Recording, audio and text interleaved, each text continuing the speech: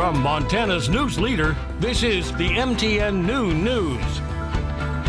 Good afternoon, everyone. Thanks for joining us on your MTN Statewide News this Thursday. I'm Jeanelle Slade. Well, yet another COVID-19 related death at Canyon Creek Memory Care in Billings to report today. This is the third resident this week, the 8th overall. A man in his 70s passed away at the facility this morning. Now, this brings our state total of deaths to 35.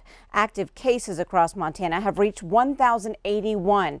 The state reported 134 new positive cases just before noon. Now, the surge in active cases and deaths means it's time to mask up across most of Montana. Governor Steve Bullock issued that directive yesterday. Face coverings are now mandatory in 23 Montana counties. Masks are now required inside public places in any county with more than 4 COVID-19 cases. They must also be worn out at outdoor gatherings of more than 50 people. It will be up to businesses to enforce that directive. However, Governor Bullock says law enforcement could cite people who refuse to comply for trespassing. The order does not apply to children under 5 years old, people eating or drinking, public speaking, or anyone working out. Montanans need to not only feel safe, but to be safe, to continue supporting small businesses like restaurants and breweries, clothing stores, bookshops, and more. And Montanans need to be healthy to work. Now, the governor says local governments and health departments can impose even stricter requirements, but he does not want to go backward, shutting down businesses.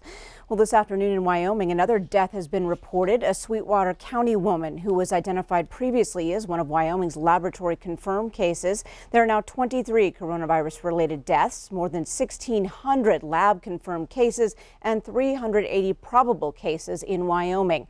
Although Governor Mark Gordon did not issue an order, he pleaded with Wyoming residents yesterday to wear masks.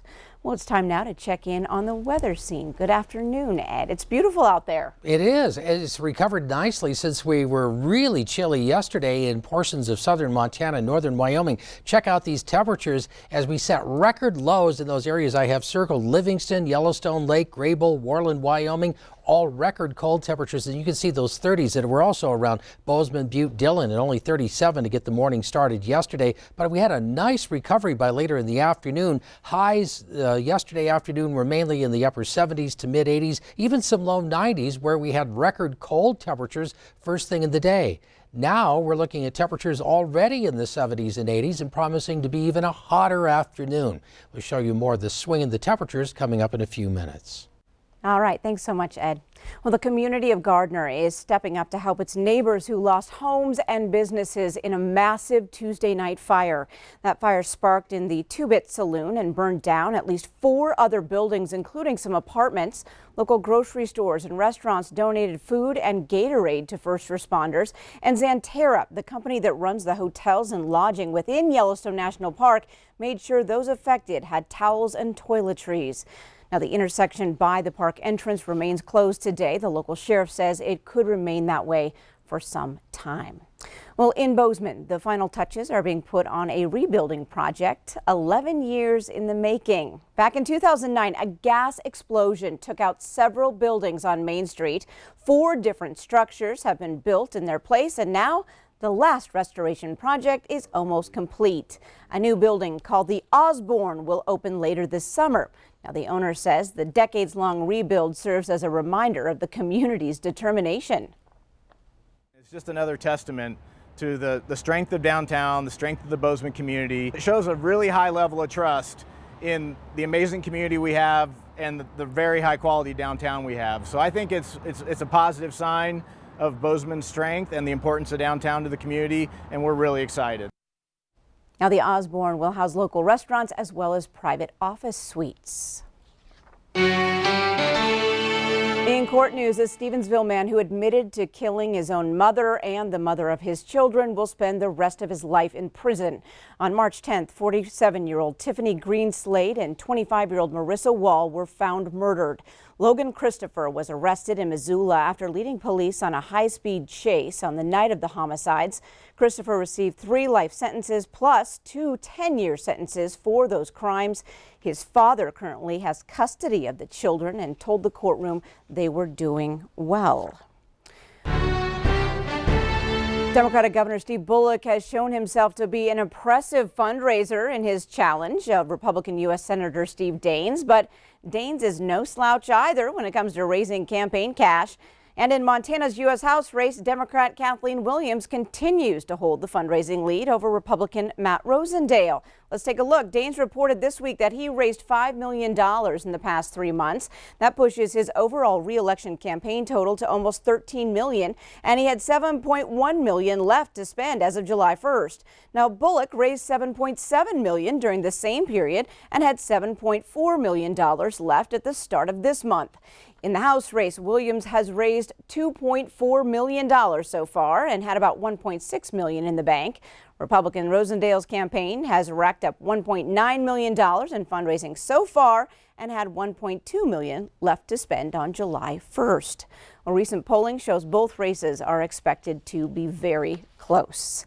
Well, President Trump is now shaking up his campaign staff with 109 days left until the presidential election. Skylar Henry is at the White House with what CBS News has learned about why the president made the change. His name is Brad Parscale, and he is fantastic. Brad Parscale is now out as President Trump's campaign manager.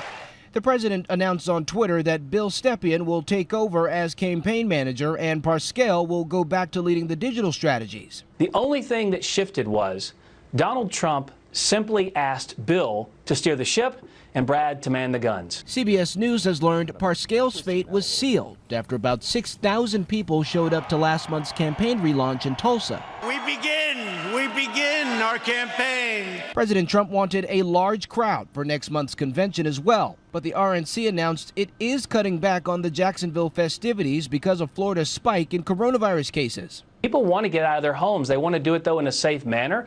We provide safety when people show up to events that we do. Advisors tell CBS News one of the reasons Parscale lasted as long as he did is that President Trump is dismissive of lagging poll numbers, even from his own team. I think a lot of people don't want to talk about it. I think they're not going to say, hey, I'm for Trump, I'm for Trump. They don't want to go through the process. A new national poll by Quinnipiac shows Joe Biden leading the president 52 to 37%. Well, the challenges are great. This moment requires bold, serious solutions that I think we can deliver together. The former vice president leads President Trump on two key issues, the handling of the coronavirus pandemic and racial inequality. The reckoning over racial injustice toward Black Americans continues to challenge the very soul of this country.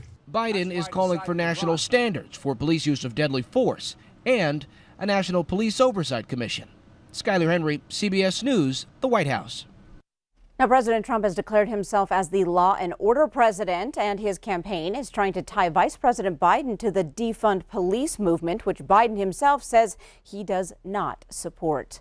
Well, the move comes as a new poll shows Joe Biden with an edge in the race for the presidency. According to the poll, 52% of registered voters say they'll support Biden in the general election, with 37% going for Trump. In the latest survey, 60% of registered voters disapprove of how the president is handling his job. The national poll shows on issues like racial inequality, coronavirus, and health care, Biden appears to have advantages over Trump.